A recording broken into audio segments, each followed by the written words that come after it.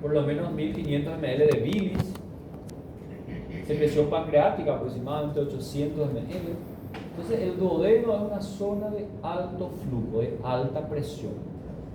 Y a diferencia del estómago, cualquier sutura que nosotros hagamos en el duodeno probablemente va a filtrar. ¿Por qué? Porque es de alto flujo. Va a filtrar, porque la presión en el duodeno normalmente es muy alta. Entonces van a ver ustedes que las técnicas quirúrgicas son muy diversas, que no vamos a profundizar aquí.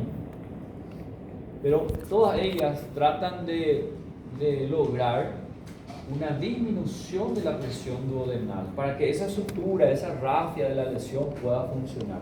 Fíjense por ejemplo en el grado 2 y en el grado 3, donde hay laceración, donde hay ruptura.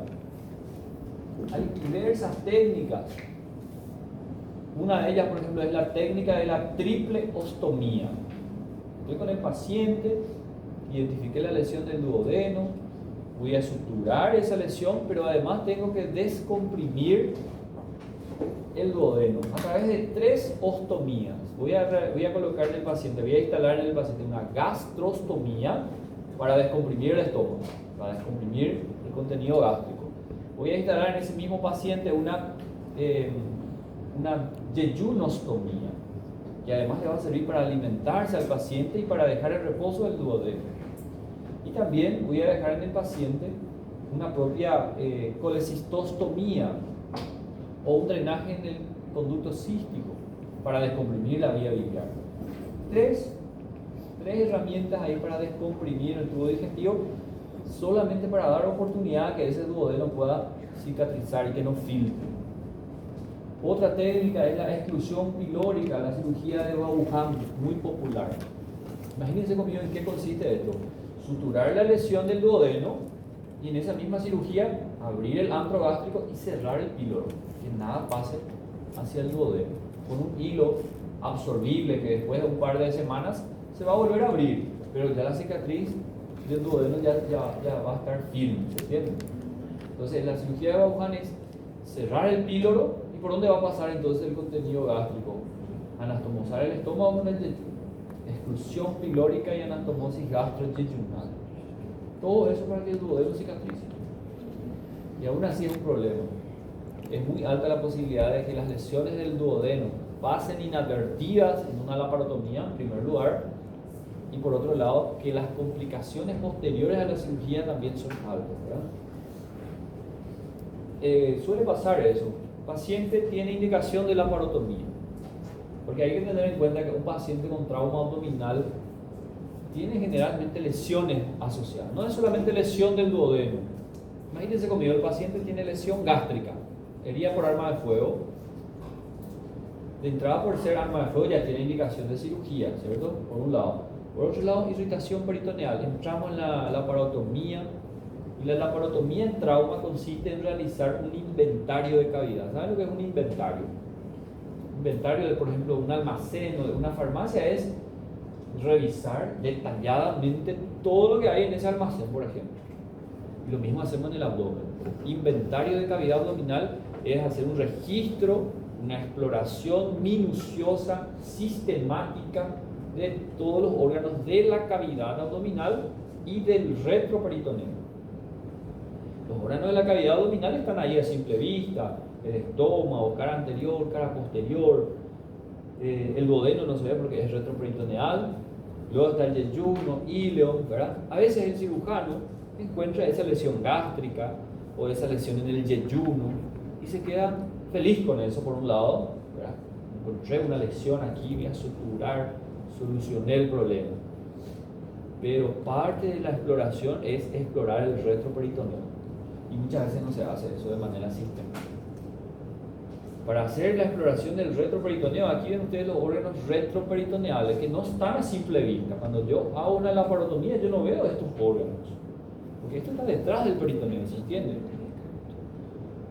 Para exponer el retroperitoneo hay ciertas maniobras que son sistemáticas de una laparotomía exploradora, como ser la maniobra de Cartel y Brach. Todo cirujano debería realizar estas maniobras durante la laparotomía en trauma, por lo menos. Fíjense, estamos desplazando el marco colónico hacia arriba. Recuerden que el colon ascendente es fijo, entonces tenemos que disecar el parieto cólico y levantar el marco colónico para poder observar, por ejemplo, aquí el riñón derecho, la vena cava, ¿cierto? La cabeza del páncreas. Fíjense la otra maniobra de Kosher, por ejemplo. Aquí está el duodeno, ¿verdad? Que está fijo, que está en el retroperitoneo. Se tiene que disecar esta hoja peritoneal posterior para poder desplazar al duodeno hacia la línea media y explorar la cara posterior del duodeno, la cabeza del páncreas, los grandes vasos, el propio colédoco que está llegando en el páncreas. Esa es la maniobra de Kosher. Y la maniobra de Mattox, que es casi lo mismo que la de Carter y Pratt, pero consiste en disecar el parieto cólico izquierdo y desplazar hacia la línea media el marco colónico izquierdo para ver el riñón izquierdo, el uréter izquierdo, la aorta. Entonces estas maniobras sistemáticas muchas veces no se realizan y ahí es que pasa desapercibido las lesiones del duodeno. El paciente sale con aquella sutura del intestino, del estómago, pero también tenía una lesión del duodeno, del colédoco, de la cabeza de páncreas. Y después en el postoperatorio evoluciona mal. Torpia, evolución, sepsis, hasta que a alguien se le antoja hacer una tomografía, colección en el retroperitoneo, gas en el retroperitoneo, y hay complicación tras complicación. Es un desafío. Es algo que es la realidad diaria en las lesiones duodenales y todo el retroperitoneo. Esto si vieron con el doctor Ricardo, hablaron de las zonas del retroperitoneo, ¿sí? Otro desafío también es cuando un paciente tiene un hematoma en el retroperitoneo. Les pregunto a ver si quedó claro entonces, ¿qué hacemos de las lesiones o de los hematomas de la zona 1, conocida como zona central o zona de los grandes vasos? Si por ventura, durante la laparotomía, yo me percato de que hay un hematoma formándose en la zona central, ¿qué tengo que hacer ahí? ¿Abrir, explorar eso o no tocar? ¿Cuál es la conducta? ¿La hice? Zona 1 siempre se explora. Porque imagínense, es la zona de grandes vasos, la zona central. ¿Qué es lo que estará sangrando ahí? O es la vena cava o es la aorta, es algo muy importante. Zona 1 siempre hay que explorar. ¿Sí? Zona 2, zona de los parietos cólicos o laterales. En el propio curso de la cirugía, de la laparotomía, me doy cuenta que hay un hematoma en el retroperitoneo. ¿Se explora o no se explora? Depende. Si ese hematoma es expansivo, yo me doy cuenta que está creciendo, o es pulsátil, ahí se explora. O el paciente está evoluyendo a una inestabilidad hemodinámica durante la cirugía, eso está sangrando, tengo que explorar. Ahora, si es un hematoma estable, no expansivo, no pulsátil, el paciente está estable, no vamos a tocar ese hematoma de la zona lateral. Y de la pelvis, hematoma de la zona 3 o de la zona pélvica. Un hematoma, yo me doy cuenta durante la laparotomía que allá en la pelvis hay un hematoma, zona 3. La regla es que nunca se toca, nunca se explora, porque probablemente son los vasos del plexo ahí sacro, venoso, son de ese sangrado difíciles de identificar, difíciles de hemostasear, entonces mejor no tocar ahí, a menos que el paciente esté chocado y no haya ningún otro flujo de sangrado. Ese es un concepto así bien general. Y eso que acabé de decir ahora es solamente válido para traumas cerrados. En traumas penetrantes, en cualquier zona se explora. Si fuera por arma blanca, por arma de fuego, no importa en qué zona está el hematoma, voy a explorar.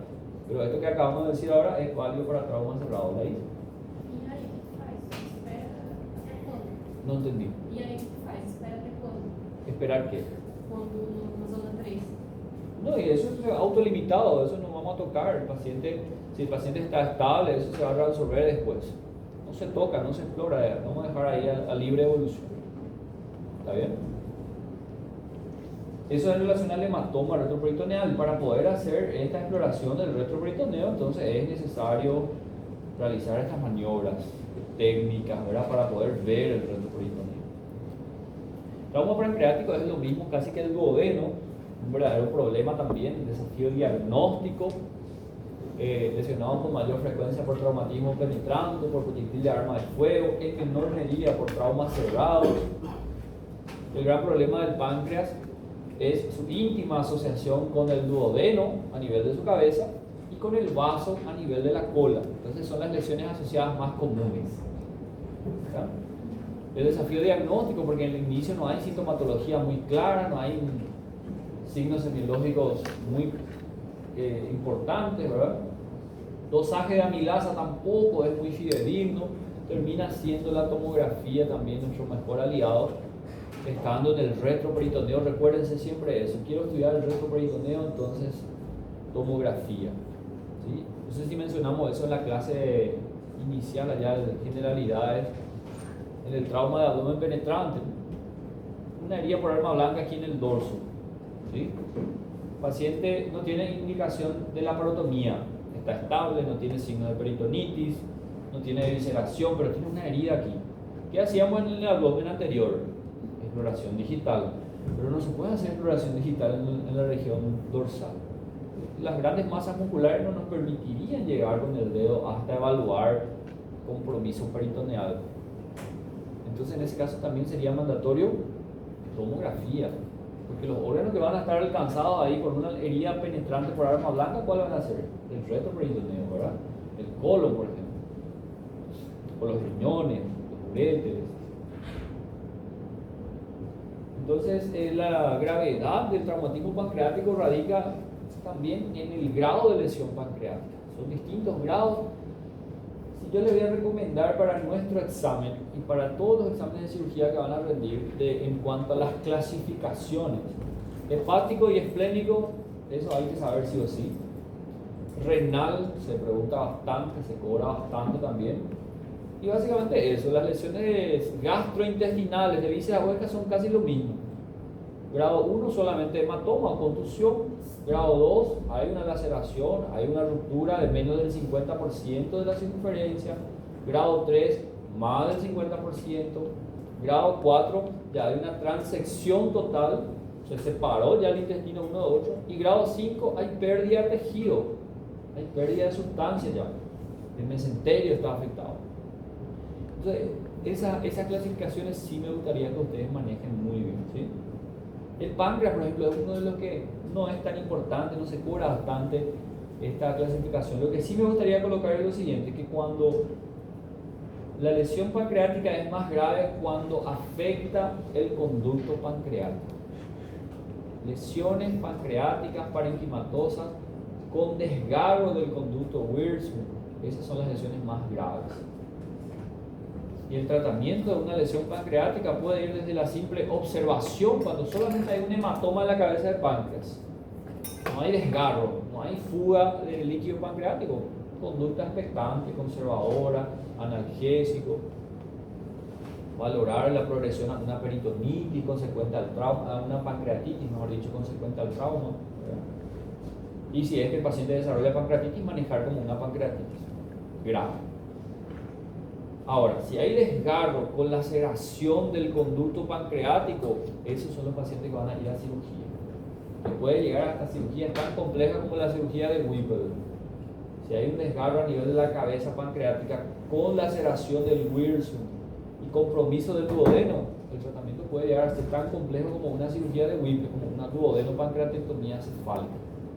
Si ocurre hacia la cola del páncreas con laceración del Wirsum y compromiso del bajo, pancreatectomía corpo caudal o pancreatectomía izquierda con esclerectomía. ¿Sí? Ahí muestra la imagen ahí que puede ayudarnos a estadificar el grado de lesión pancreática, y dependiendo del grado de lesión pancreática va a ir las conductas. Ahora, como les dije, las contusiones, donde la lesión es de menor grado, simplemente observación, analgesia y monitorización. Ahí está lo que sería una importante lesión de parenquimatosa con afectación del Wirsum y el tratamiento quirúrgico de la pancreatectomía corpo caudal o pancreatectomía izquierda, ¿verdad? ¿Por qué? Porque la resección pancreática es del cuerpo y la cola y a la izquierda de los vasos mesentéricos superiores, por eso se llama corpo caudal o izquierda. Traumas del intestino, el tubo digestivo ahora. Bueno, el tubo digestivo es algo muy similar. Vamos primero con intestino delgado. Es muy similar a lo que dijimos en el estómago. ¿En qué sentido? Que si hay una lesión del intestino delgado, asas intestinales delgadas, yeyuno, ilio, también las manifestaciones clínicas van a ser muy floridas. Vamos a tener una rica manifestaciones clínicas. El paciente va a tener signos de peritonitis. Va a ser muy fácil indicar una cirugía cuando hay lesiones del intestino delgado, ¿se entiende? Y dentro de la cirugía, es lo que más importa ahí. ¿Qué hacemos de esas lesiones del intestino? Depende del grado. Ya dijimos recién los grados de lesión del tubo digestivo. Grado 1, hay solamente contusión, un hematoma ahí en una parte del intestino. ¿Qué hacemos de eso? Suturamos, resecamos, absolutamente nada.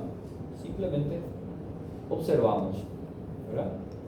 Cuando hay laceración, se abrió el intestino, menos del 50% de la superficie de la circunferencia, lesión grado 2 sería eso. ¿Cuál es la conducta? Reavivar los bordes de esa herida y sutura primaria. Ahí mismo, suturar el intestino. Grado 3. El intestino está abierto en más del 50% de su circunferencia. Ahí la conducta sería, en vez de hacer una sutura primaria, es mejor resecar y anastomosar. Resección y anastomosis. ¿Entienden? Y básicamente esa es la conducta en el intestino delgado. Y algo muy similar también en el colon, el mismo concepto. Hay que tener en cuenta que el colon es una zona anatómica mucho más contaminada, prácticamente ya materia fecal. Cuanto más a la izquierda, más contaminación fecal. Pero el mismo principio vamos a seguir aquí. Lesiones de bajo grado, grado 2, con una transección ahí de menos del 50% de su circunferencia, reavivar los bordes y sutura primaria. ¿Sí? Cuando es más del 50% de la circunferencia, o ya hay transección del órgano, resección y anastomosis. Ese es el principio. Ahora, ¿qué es lo importante de la lesión del colon que me gustaría que anoten ahí? Cuando no se recomienda hacer anastomosis primaria, en el colon estamos hablando, cuando el paciente está hemodinámicamente inestable, porque yo necesito de la estabilidad hemodinámica del paciente para que haya buena perfusión sanguínea en el sitio de la anastomosis. Si el paciente está inestable, no está llegando sangre en la zona de la anastomosis, ¿cuál va a ser la consecuencia? Va a filtrar esa anastomosis. ¿Sí? Entonces, inestabilidad hemodinámica, no se puede hacer anastomosis intestinal. Otra situación, gran contaminación. El colon literalmente se perforó, un estallido muchas veces del colon y se derrama materia fecal por toda la cavidad abdominal. No se puede hacer anastomosis en un terreno muy contaminado porque va a filtrar eso. No va a funcionar esa anastomosis. ¿Sí? Tampoco se recomienda hacer anastomosis primaria en un paciente que tiene comorbilidades, paciente cardiópata, que realizó, qué sé yo, un cateterismo cardíaco, tiene stent cardíaco recientemente, en los últimos 6 meses, tiene muchas comorbilidades, tampoco se recomienda. ¿Y qué hacemos entonces en estas situaciones donde no se recomienda hacer la anastomosis primaria? Vamos a hacer procedimiento de Hartmann. ¿Recuerdan los 3 pasos de la cirugía de Hartmann? Vamos a hacer la resección del segmento intestinal que está lesionado. Vamos a cerrar el muñón distal o sepultar el muñón distal, como se dice también, y abocamos el muñón proximal en la forma de una colostomía terminal. Esos son los 3 pasos: resección, cierre del muñón distal y colostomía del muñón proximal o del cabo proximal. ¿Okay? Eso cuando se trata del colon. Cuando se trata de intestino delgado, siempre la conducta será, o casi siempre, va a ser la anastomosis, va a ser la sutura primaria. A menos que yo esté en el contexto de una cirugía de control de daños, que el paciente es crítico, gravísimo, que tiene múltiples lesiones y entre esas lesiones veo que hay lesiones del intestino delgado. Ahí no me voy a tomar el tiempo de hacer anastomosis del intestino delgado. No hay tiempo, no hay paciente. En ese caso entonces se aplica el control de daño. ¿Y control de daño en el intestino qué significa? ligar de alguna manera. ¿Saben aquellos clamps que se usan para clampear el ombligo de los niñitos? Puedo usar una especie de clamps que voy a utilizar ahí en el intestino para evitar más fuga de intestino. Yo sé que esa no va a ser la conducta definitiva. Lo único que yo quiero es evitar que salga más contaminación ahora mismo, porque el paciente debe ir rápidamente a una unidad de terapia intensiva para poder revertir todas las fallas orgánicas de esa famosa triada o tetrada letal del paciente por el traumatizado. Entonces a veces ni siquiera tengo el clamp y simplemente hago una ligadura de la circunferencia intestinal con un hilo de algodón, y después en un segundo tiempo voy a entrar ya con el paciente estable. Ahí sí voy a hacer la anastomosis, las suturas que fuera necesario. Entonces, control de daño no es solamente en hígado o en vaso, en intestino también se aplica algunas maniobras de control de daños.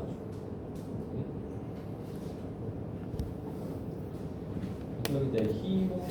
Aquí están los grados de lesión del tubo digestivo, tanto intestino delgado como también el colon y el recto. En el recto hay una particularidad. Ustedes recuerdan para anatomía que el recto tiene una porción intraabdominal y una porción extraabdominal, ¿sí o no? La conducta es diferente dependiendo de la localización de la lesión.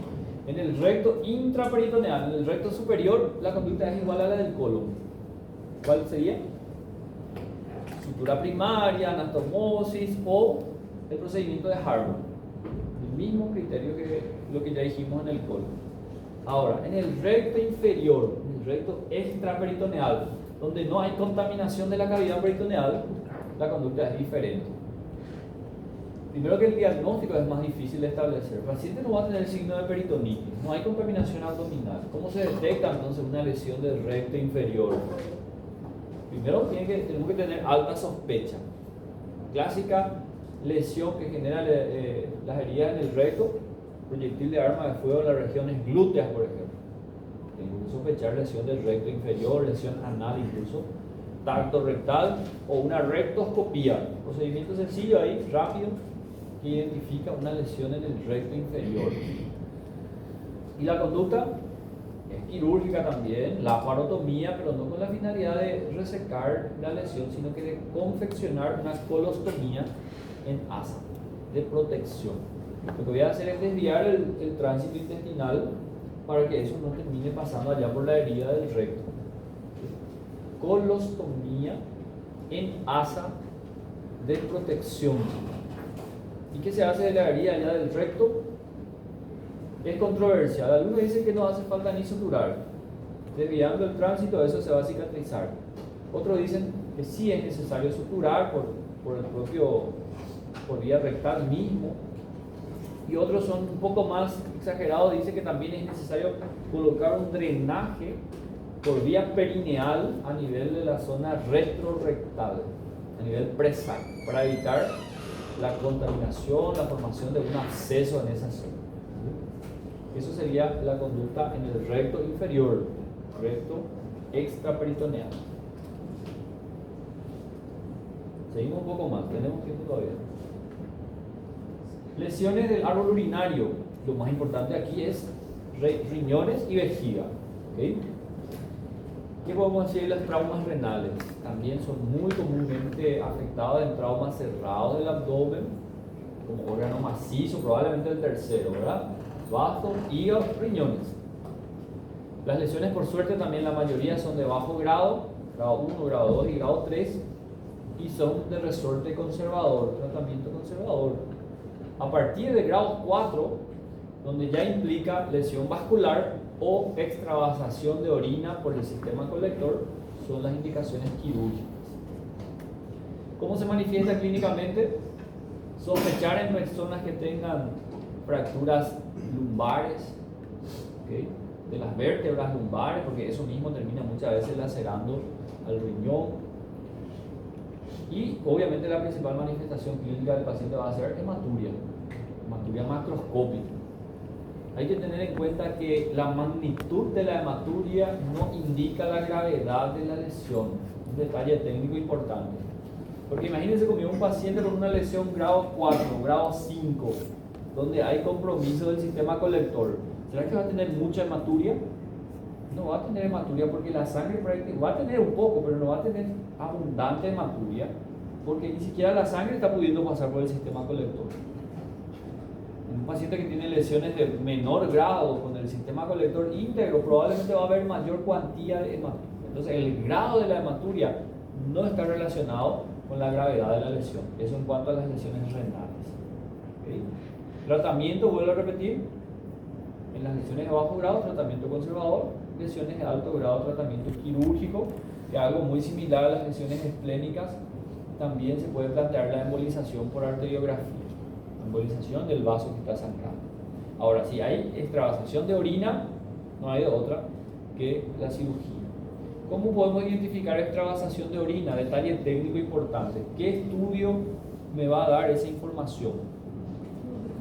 Tomografía, fíjense, radiografía no sirve para nada, ecografía es muy poco sensible para darme el grado de la lesión renal. La tomografía como órgano retroperitoneal también, la tomografía de abdomen con doble contraste de triple fase. Ese es el detalle técnico que muchas veces se cobra en los exámenes.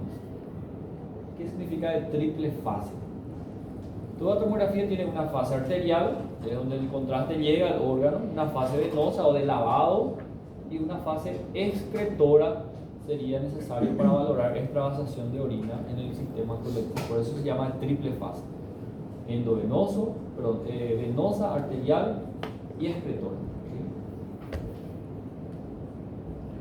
Cuando hablamos de cirugía, la indicación quirúrgica es la nefrectomía. ¿Sí? Ahí vemos lo que es la embolización arterial por arteriografía. Vamos a pasar un poco traumas ureterales por una cuestión de tiempo y tampoco es muy relevante, no es muy importante. De vejiga sí es muy importante, también muy frecuente. Lesión de vejiga. ¿Cuál es la principal manifestación clínica? Hematuria también. Pero ¿cuál es el diferencial clínico con la hematuria de las lesiones renales? En forma bien práctica, paciente con hematuria que está hemodinámicamente estable, ¿okay?, y que no haya lesiones parenquimatosas en un estudio de imagen. El hígado está sano, vaso está sano. ¿Qué es lo que está generando líquido libre en cavidad abdominal en ese caso? La vejiga está rota probablemente. ¿Sí?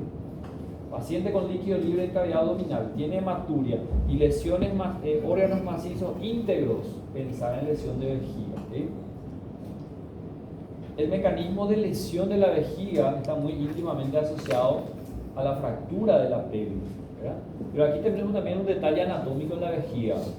La vejiga tiene una porción intraperitoneal, que es la cúpula de la vejiga, el fondo de la vejiga, y tiene una porción extraperitoneal. Si se lesiona la vejiga intraperitoneal, ¿a dónde va a jugar la orina? A la cavidad abdominal, y vamos a tener líquido libre, signos de irritación peritoneal. Y si se lesiona la vejiga extraperitoneal, la fuga va a ser a nivel de la pelvis. No va a haber signos de peritonitis. Y la conducta es totalmente diferente. Lesión de vejiga intraperitoneal es siempre quirúrgico, indicación absoluta de cirugía. No hay otra, tenemos que entrar y reparar esa lesión de vejiga, como ven en esta imagen ahí, en una laparotomía, la vejiga abierta, ya se ve de fondo la Foley. Sutura de la vejiga. Algo técnico, tiene que ser hilos reabsorbibles. Si yo uso ahí un hilo no absorbible, como un prolene, predisposición a formación de cálculos de la vejiga después. ¿Okay? Y en forma prudente, voy a suturar la vejiga, tengo que dejar mínimamente una sonda vesical a ese paciente, hasta que se cicatrice bien la vejiga. Una sonda vesical o una cistostomía. Y en la vejiga extraperitoneal, ¿cuál es la conducta? Tenemos aquí vemos la lesión de vejiga extraperitoneal. Aquí está la comparación en realidad a través de una uretrocistografía. Pueden ver aquí el contraste va por la uretra, llega a la vejiga y de la vejiga llega a la cavidad abdominal. Lesión de vejiga intraperitoneal. En este caso el contraste viene, llega a la vejiga y comienza a dispersarse en la pelvis. Lesión de vejiga extraperitoneal. Conducta totalmente conservadora. No voy a llevar al paciente a quirófano. Basta con colocar una sonda vesical o una cistostomía, dejar por 2 semanas y eso se cura solo. No requiere sutura, no requiere sutura. Muy diferente es la común. Solo para finalizar, entonces, trauma uretral, una patología prácticamente que ocurre en el sexo masculino. Difícilmente van a encontrar ahí lesión de uretra en mujeres. Mecanismo de lesión asociado a fractura de la pelvis, ¿verdad? Caída en horcajada, personas que caen de altura con las piernas abiertas. Caída de caballero también se lo llama, ¿verdad? Como un caballero que cae encima de su caballo. Eso termina fracturando los huesos de la pelvis y lesionando la uretra. En su porción posterior, más comúnmente, la uretra posterior, nivel de la uretra membranosa, ¿sí? Aquí tenemos la anatomía de lo que es la uretra masculina, la uretra anterior, que está formada por la uretra peneana y la uretra vulvar. Y la uretra posterior, que está formada por la membranosa, que es esta pequeña porción, y la prostática, ¿verdad? La uretra posterior es la comúnmente lesionada. Y las fracturas del pubis. Ojo con esto, ¿eh? Cuando el paciente tiene fractura de la sínfisis del pubis, esta es la sínfisis del pubis, la fractura que se llama el libro abierto, donde la sínfisis se separa una de otra, la lesión más común es a nivel de la uretra membranosa, que es la uretra posterior. Ahora, cuando el paciente cae en horcajada, en caída de caballero, golpeando a nivel de la pelvis, es la uretra vulvar la más comúnmente lesionada, ¿sí? Vemos las imágenes, las fracturas ahí de la pelvis.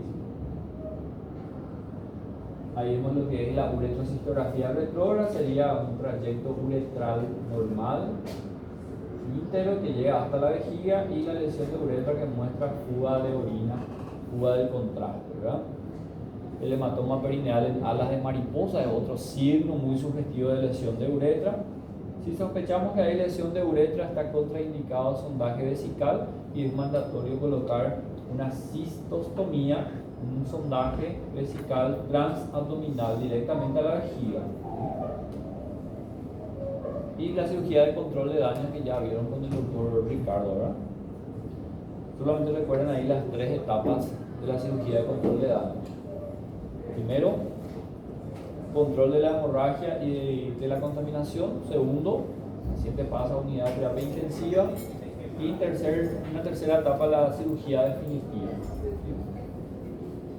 Bueno, entonces, buena Semana Santa para ustedes. Aprovechen para estudiar bastante. Nos vemos la próxima semana.